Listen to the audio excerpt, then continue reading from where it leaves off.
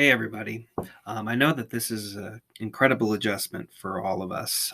So I just want to remind you of some things, how I'm expecting this class to run while you're with me, whether you're actually in class in person or you are online. So what I am saying right now applies to all of you. And the first thing I want to cover is attendance. If there is a Google Meet scheduled, like you see right here, if you are not in person, you must check in for whichever time your period is scheduled to meet. You must check in during that time using the provided link.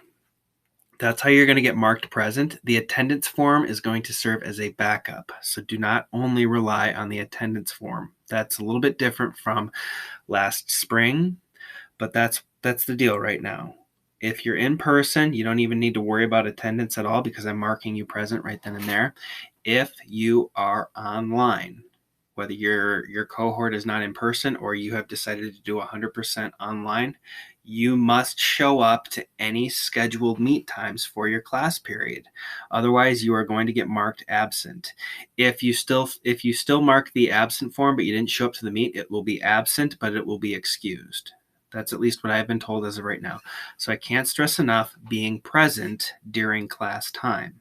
Now I understand that the times have changed up a little bit. Some of you are still expecting that online schedule.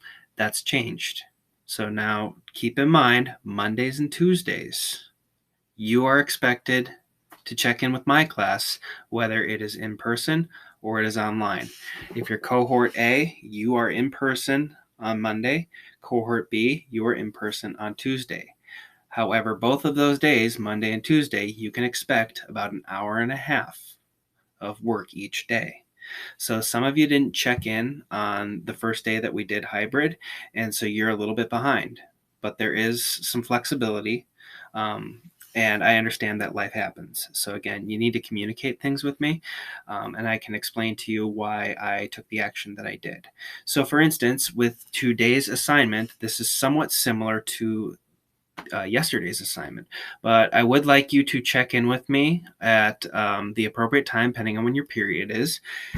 And I want to make sure that you guys have successfully set up your social studies folder in your Google Drive. That was from the previous day's instructions. So if you have no idea what I'm talking about, you need to go back to September 8th and follow the instructions there. The warm up, this right here, you can literally copy that. You can literally copy that and then paste that onto the document that I shared with you yesterday. Again, all of your warm-ups are going to go on that document. The vocab, the slides will be mentioned specifically, but the vocab, there are two words, primary and secondary sources. And then I also have some more in-depth notes on primary and secondary sources, as well as some videos to go along with it. For item number 4, these are going to go in the notes document that I shared with you yesterday. So if you did your work yesterday, you have successfully set up, if you've done item number 1 from yesterday correctly, you have successfully set up a social studies folder that has warm-ups, vocab, notes, assignments, and tools. And if not, then you need to get with me so that we can get that set up, because this is where I want all of your stuff to go.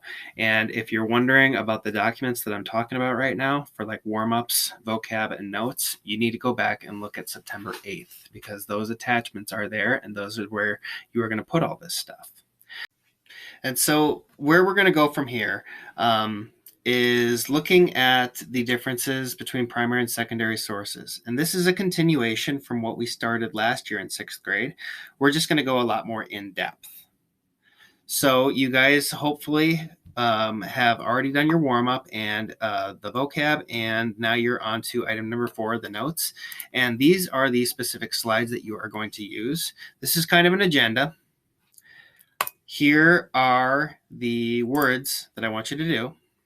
And then also on the vocab list, or on the vocab document that was shared, there's already a template for you to basically fill in. So we're going to do so we'll probably do these together or independently, but you guys should already have that format. And then the notes you're going to take are a combination of what you see on the slides, and then also there are a bunch of different videos that are linked within. When you watch these 3 videos, I want you to be taking notes on the similarities and differences between context, perspective, and audience. So again, that's these 3 right here. Obviously, I'd like you to start off with this right here. And then going back to this first slide, those of you who had me last year, you've already seen this, but this is a good way of dividing up primary and secondary sources. And then that'll help you to better understand the information that you're gathering here. And then also now being able to look at your sources for the content that they have, what perspective they are presenting, as well as the target audience. So taking what we've learned last year and going further with it. And so then after you're done with item number 4, which is the notes part, then you're going to do this, if I can get there.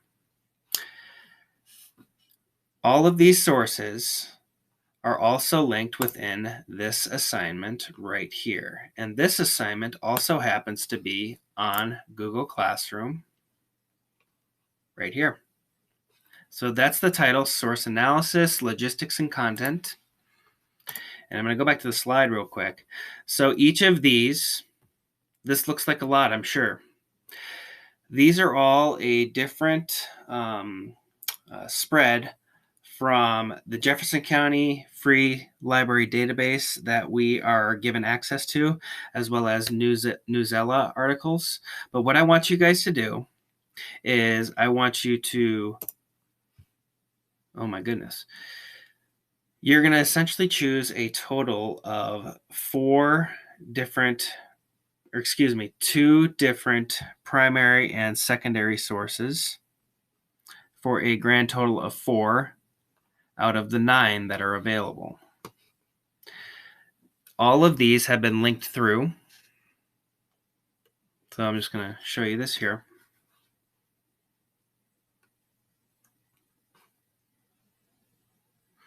You'll just simply write your answers in these boxes. I would like you to keep them separate, or at the very least, make sure that you put the article title here, and then you just simply go through this list of questions.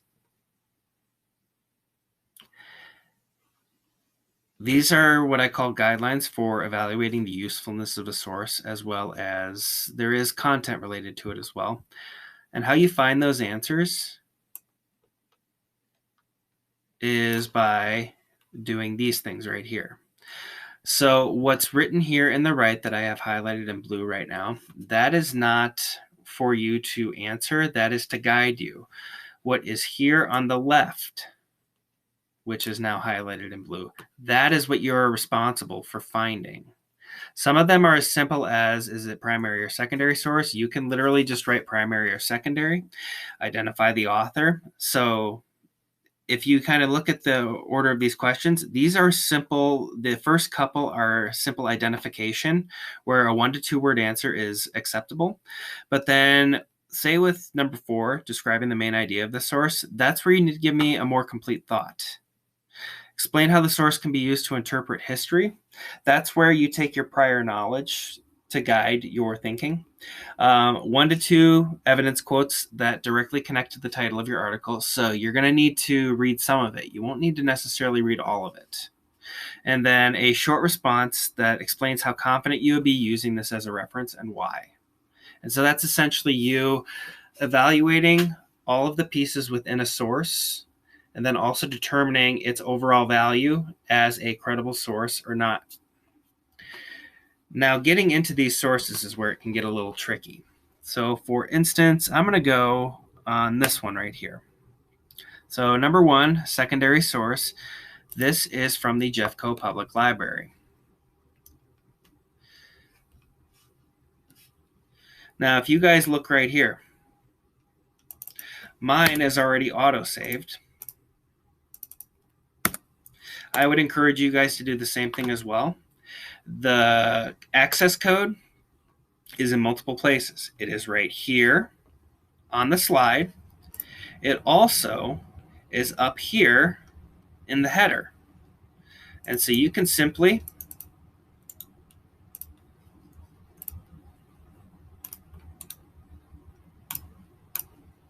And then the pin is super easy, 1, 2, 3, 4. I'm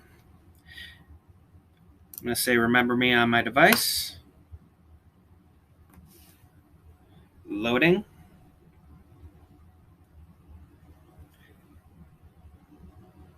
And we're in.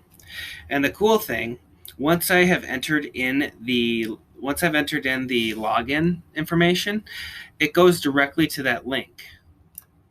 So I don't actually have to search for it. So all of these sources are linked directly. So when you click on one of these links, it'll go directly to it. If it's part of the Jeffco library, you'll need to use this library card number and this PIN to get in.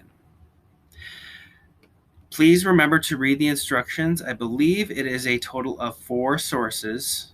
And if you look on the source spot, you'll see that there are a total of 4 to 5 on each side. So that's 9. I'm only asking you to do half of them, but I want you to differentiate and I want you to familiarize yourself with all of the different sources that are out there.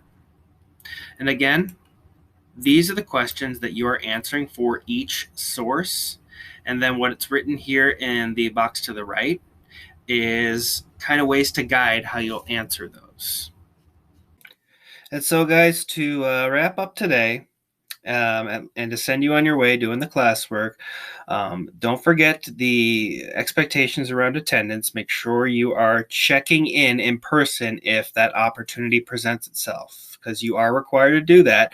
The attendance form is the backup. The attendance form is not enough for signing into class. You have to actually check with me, and I have to actually make an interaction with you. And then also, assignments are being plugged into Infinite Campus. So for 7th grade, you already have 3 different assignments that I've already accounted for. The class expectations, the slide that you made, and then the artifact analysis from last week. And then what you did yesterday, and then what you're doing today, that's going to go in soon as well. I understand that some of you are feeling overwhelmed. And so I want to reassure you to take it easy. Do one assignment at a time if you are way behind right now. The late penalty is not going to be strictly enforced as of yet, since we're getting adjusted to all of this. So do the assignments, do them well, and if they're done with quality, you'll still most likely receive full credit. In about 2-3 weeks is when I'm really going to start to be stricter with the late work, okay, where you'll start getting docked for being late. So right now, some of you are doing just fine with doing the assignments as they're being given to you, but then some of you are definitely very behind. And so I'm trying to do this for you to reassure you and ease some of your stress, because I know you're not just focused on social studies, but you also have your English language arts class, science class, math class, and then your electives classes as well. I get it. So if you're missing assignments right now, check on Infinite Campus, because that's where you're gonna see if you're missing something or not. Get it done, get it submitted to me, and do it with quality, and you should still receive close to full credit, if not full credit. Again, please email me. Some of you have been doing really well with that. Please email me if you need things clarified.